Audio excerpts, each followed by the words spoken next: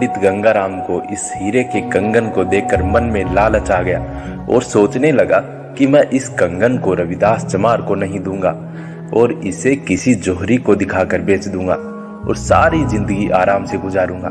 और इस कारण वह रविदास जी से बिना मिले ही अपने गांव गाजीपुर पहुंच गया। रविदास जी गरीबों और साधु संतों को जूते मुफ्त में बना कर देते थे। इसीलिए 21 साल की आयु में ही रविदास जी को घर लुटाता देखकर उनके पिताजी ने उन्हें अपने से अलग कर दिया और दुकान के लिए अलग स्थान दे दिया। और अब उनकी दुकान मौके पर ही थी जहां से काशीपुर के आम लोगों का आना जाना होता था। और लगभग सन 1435 ईस्वी में हरिद्वार में कुंभ का एक विशाल मेला लगा, जिसमें बहुत से महात्मा, साधु संत और गृहस्थी लोग गंगा स्नान के लिए वहां पर आए। और उसी में गाजीपुर से एक 400 बंदों का काफिला इस रास्ते से निकला। और इसी में एक गरीब ब्राह्मण भी था जिसका नाम गंगाराम था। और गंगाराम के पैरों की जूती टूटी हुई थी, इसलिए इसने संत रविदास जी के पास जाकर जूती बनवाई और बदले में उन्होंने 1 रुपया दिया। तो रविदास जी ने वह रुपया वापस करते हुए कहा कि यह मेरी तरफ से आप माता गंगा जी को भेंट कर देना और किनारे पर खड़े होकर विनती करना, और जब गंगा माँ अपने हाथ निकाले तभी यह रुपया देना। और गंगा जी जो उत्तर दे वह मुझे बता देना। संत रविदास जी के यह वचन सुनकर पंडित जी हैरान हो गए और यह चमत्कार देखने के लिए गंगा जी के घाट पर पहुंचकर स्नान किया और संत रविदास जी का रुपया निकालकर विनती करने लगा कि हे माता, तेरे भक्त रविदास जी ने यह रुपया भेजा है और अपने भक्त की भेंट को हाथ निकाल कर स्वीकार करो।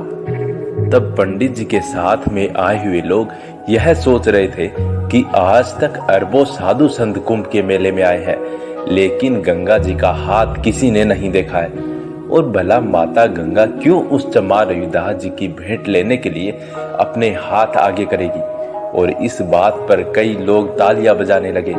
और तभी पंडित जी की विनती सुनकर माता गंगा ने अपना हाथ जल से ऊपर किया और पंडित जी से वह रुपया लिया और कहा, पंडित जी, मेरे भक्त के लिए मेरी तरफ से कुछ भेंट लेकर जाओ। और यह कहकर गंगा माता ने अपने बाएं हाथ से हीरों से जड़ा हुआ एक सुंदर कंगन निकालकर पंडित जी के हाथ पर रख दिया और कहा कि यह रविदास जी को मेरी तरफ से भेंट कर देना। और इस चमत्कार को जब लोगों ने देखा तो सभी धन्य भक्त रविदास जी बोलने लगे। लेकिन पंडित गंगाराम को इस हीरे के कंगन को देखकर मन में लालच आ गया और सोचने लगा कि मैं इस कंगन को रविदास चमार को नहीं दूंगा और इसे किसी जोहरी को दिखाकर बेच दूंगा और सारी जिंदगी आराम से गुजारूंगा।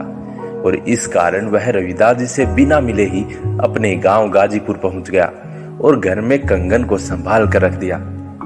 और जब कुछ समय बीत गया तो पंडिताई ने पंडित से कहा कि इसे किसी जोहरी के पास ले जाकर बेचाओ। और तब पंडित जी बाजार में गए और कंगन जोहरी को दिखाया तो जोहरी हैरान हो गया कि इतनी कीमती चीज इस कंगाल के पास कहां से आ गई। और जोहरी सोचने लगा कि जरूर राजमहल में कथा करते समय रानी का कंगन चुराया होगा। इसलिए जोहरी ने इस चोरी के माल को लेने से पहले यह सोचा कि इसे लेना खतरे से खाली नहीं होगा, मैं पहले पता करवा लेता हूँ। और उसने पंडित जी को अंदर बिठाकर झट से राजा के मंत्री को चोरी की खबर दे दी। और तब सैनिकों ने कंगन समेत पंडित जी को पकड़ लिया और राजा चंद्र प्रताप के पास ले गए ताकि राजा फैसला कर सके। और जब राजा ने यह सुंदर कंगन देखा तो पंडित जी को दूसरा कंगन लाने के लिए कहा। और तब पंडित घबरा गया क्योंकि दूसरा कंगन लाने का सामर्थ्य उसमें नहीं था। और इसलिए पंडित डरते हुए राजा को गंगा माता वाली पूरी कहानी सुना दी और रविदास जी की महिमा भी बताई और कहा कि महाराज, दूसरा कंगन लाने की ताकत तो केवल संत रविदास जी में ही है। मैंने तो लालच वश होकर यह कंगन छिपा लिया था। और यह सुनते ही राजा ने सैनिकों को हुक्म दिया कि जल्दी से काशी में रहने वाले रविदास चमार को मेरे पास लेकर आओ, क्योंकि मुझे इस पंडित की कहानी पर विश्वास नहीं है और इस चोरी के माल का असली पता उसके पास ही मिलेगा। और अगर वह दूसरा कंगन ला दे तो मैं उसकी करामात समझूंगा, वरना इन दोनों को ही फांसी पर चढ़ा दूंगा। और जब राजा चंद्र प्रताप के सैनिक संत रविदास जी के पास पहुंचे तब सारी बात बताई। और तभी रविदास जी अपना जूते बनाने वाला सामान लेकर सैनिकों समेत गाजीपुर पहुंचे और जूते बनाने बैठ गए और राजा को वहां आने के लिए सैनिकों को कह दिया। और तब राजा रानी समेत अपने राजमहल से रविदास जी के पास पहुंचे और तब रविदास जी ने कहा, राजन कहो क्या हुक्म है। और तब राजा ने रविदास जी की तरफ देखा तो उसका सारा क्रोध दूर हो गया, जैसे सूर्य अंधकार का नाश कर देता है। और राजा ने विनती करते हुए कहा कि रविदास जी, इस कंगन के साथ अगर दूसरा कंगन मिलाओ तो ठीक है, नहीं तो चोरी का कंगन जानकर पड़ताल की जाएगी और पंडित जी को सजा दी जाएगी। तब संत रविदास जी ने उसे समझाने के लिए एक वाणी उच्चारण की, जो कि इस प्रकार थी।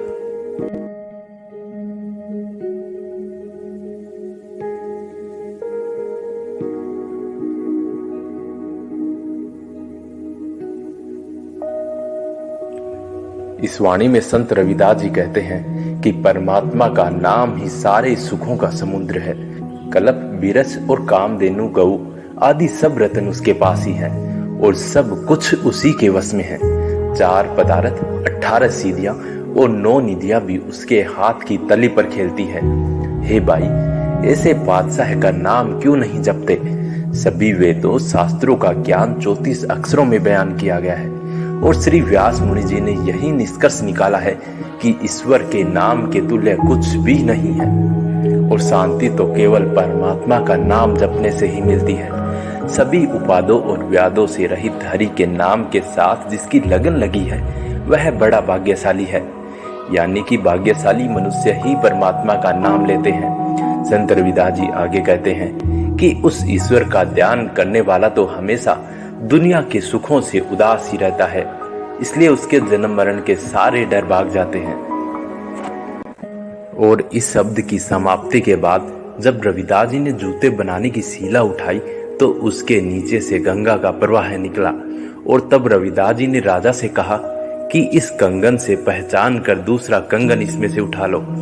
और राजा इस चमत्कार को देखकर हैरान हो गया और वह उनके चरणों में गिर पड़ा और दूसरा कंगन गंगा से निकालकर दोनों कंगनों को उसने रविदास जी के चरणों में रख दिया। और तब रविदास जी ने राजा से कहा कि राजन, यह पंडित बहुत निर्धन है और यह दोनों कंगन इस ब्राह्मण को दान कर दो, क्योंकि दान देते समय यह देखना चाहिए कि दान लेने वाले को उसकी आवश्यकता है भी या नहीं। और इस पंडित को इसकी आवश्यकता है, जिससे यह अपने परिवार के साथ सुख से जिंदगी के दिन व्यतीत कर सके।